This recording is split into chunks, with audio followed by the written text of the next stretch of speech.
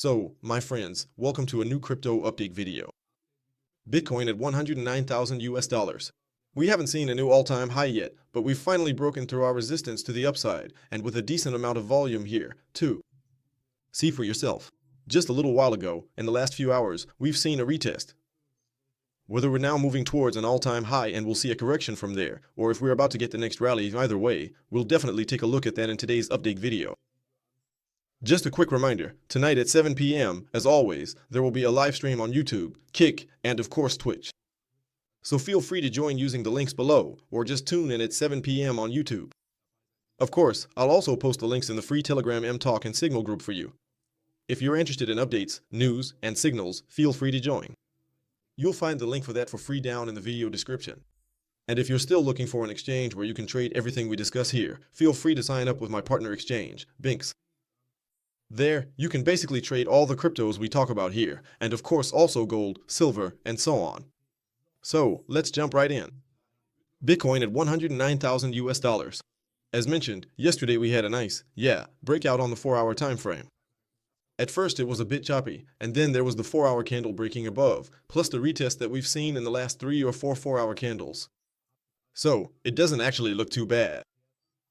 If we take a quick look at the vectors, we see, okay, there's still a vector up to about 107,500 US dollars. That's also kind of the zone I've marked here for a retest and for a possible long position. Why? Let's just quickly turn this off again here. Let's also pull up the fib level from our low to our high.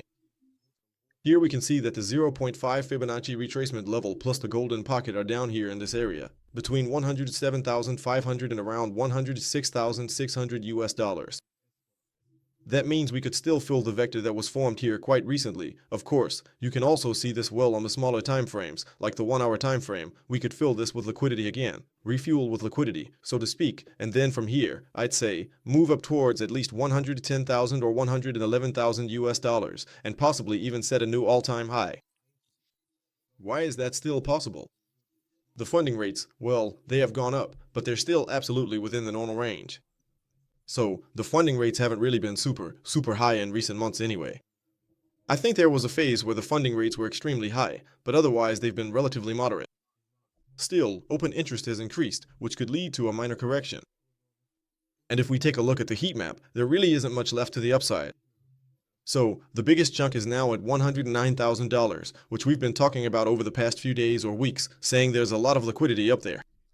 It doesn't have to be taken out, but it could be. That chunk is now gone for the time being. Now we just have some individual liquidations left. I'd say between $110,000 and $111,000. That was kind of the second line.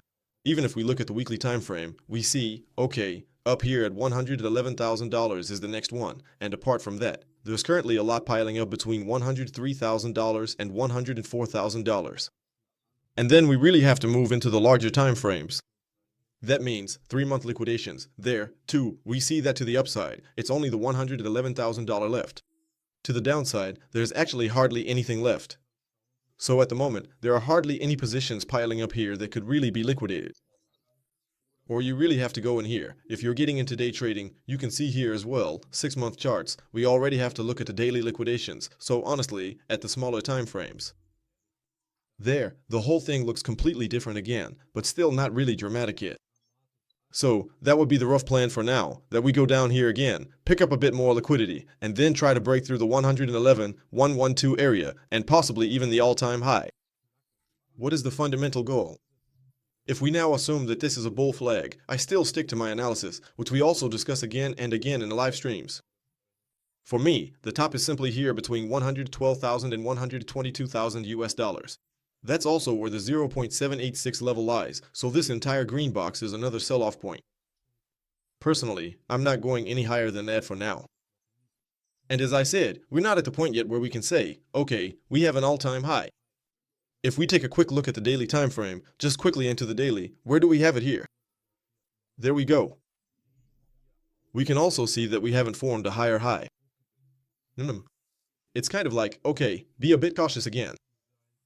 Let's see if that's really sustainable. We have this high here, this wick. We swapped the liquidity yesterday. That's a good sign, well, but we closed below it. But at least in the last few days, we've closed higher again, or at least almost, 2 days before that. So, we're still kind of in a critical phase. That doesn't mean we have to see a dramatic sell-off now, but these are always points we should pay attention to. If we get a daily close above today, and we know in the US it's only a half trading day today, tomorrow is a holiday.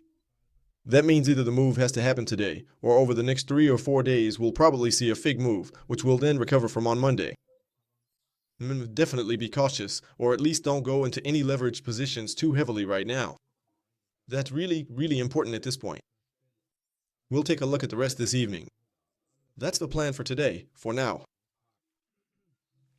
Now, the topic of altcoins. Altcoins are picking up a bit too, since Bitcoin has started moving again, and so is Ethereum. Nice, 4-hour close above our resistance for now. Also, checking here with the daily time frame, it looks a bit better, or rather, just barely above that last high, otherwise still pretty close. So you can see, we're not quite out of the woods yet with the altcoins, even if the wicks and the 4-hour candles don't look too bad.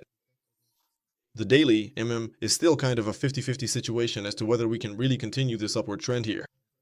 Otherwise, the target here for Ethereum is ultimately the same as what we marked below, still $3,000. But as I said, in my opinion, we still need a better daily close for that first. And the volume here is absolutely terrible. Solana, here again, at least the retest was successful from a daily perspective, but there was no higher high yesterday.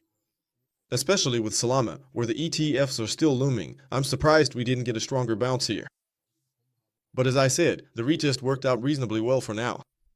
Still, it's not really convincing yet. If we look at the daily closes and the volume, there's not really much going on here either, especially if we compare it to the last moves or the upward movement we had back then. So, well, at least the altcoins are moving a bit at the moment. Every altcoin made its move yesterday, at least a little. Also, XRP went up a bit again, Aptos went up. So, but it's still not like we can say, wow, huge breakout. I've already seen the first chart saying, wow, Bitcoin dominance is dropping dramatically. In the end, if we take a quick look from the top here, we've only lost about 1.32%. That's basically nothing. So still be a bit cautious with altcoin season, unless Bitcoin breaks its all-time high or we just go into a longer consolidation, which is already happening now.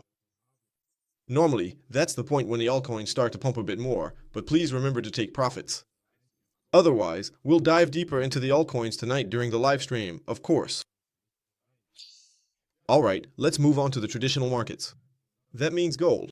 Gold is holding relatively steady. The retest worked out, as expected. That was our analysis. So, the retest worked out, but again, not really, no 4-hour close above it.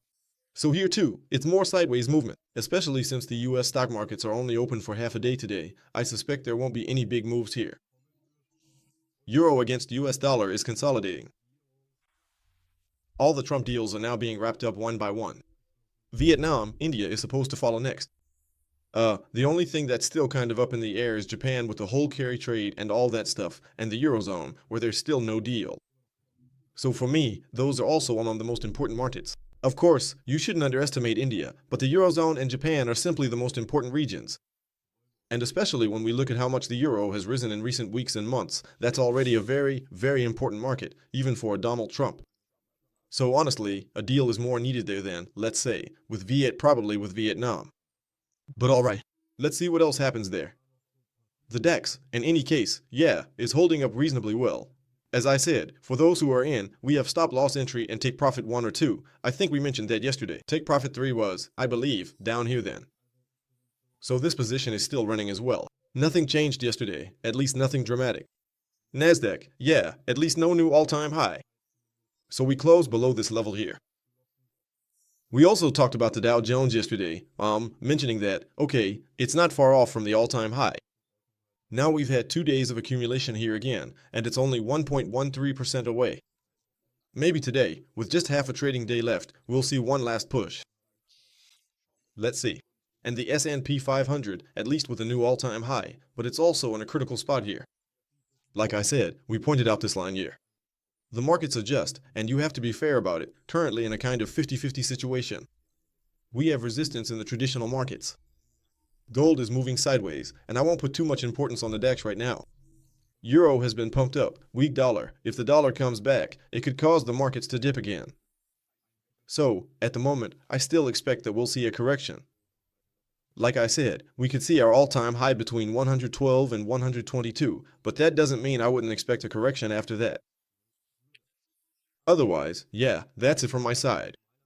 Like I said, we'll catch up this evening at 7 o'clock for a detailed update, or rather a detailed live stream, with your alcohol requests, of course. And otherwise, I'd say that's it from me. I wish you a nice, relaxing day. Take care of yourselves. See you later, or rather this evening, and yeah, ciao ciao, and as always, stay crypto.